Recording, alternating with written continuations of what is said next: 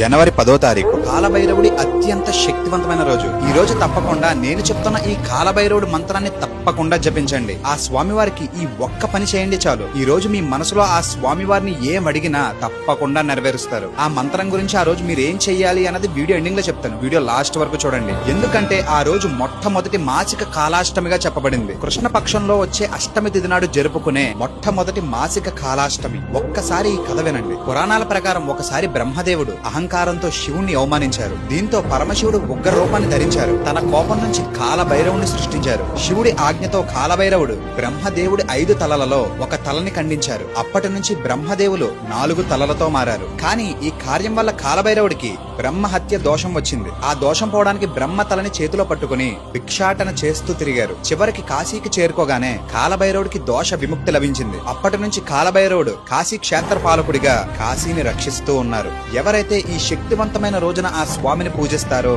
వాళ్ళకి ప్రతి రంగంలో విజయం లభిస్తుంది, ఐశ్వర్యం లభిస్తుంది, ఆరోగ్యం లభిస్తుంది. ఆయనకి ఉన్నంత శక్తి కూడా వస్తుంది.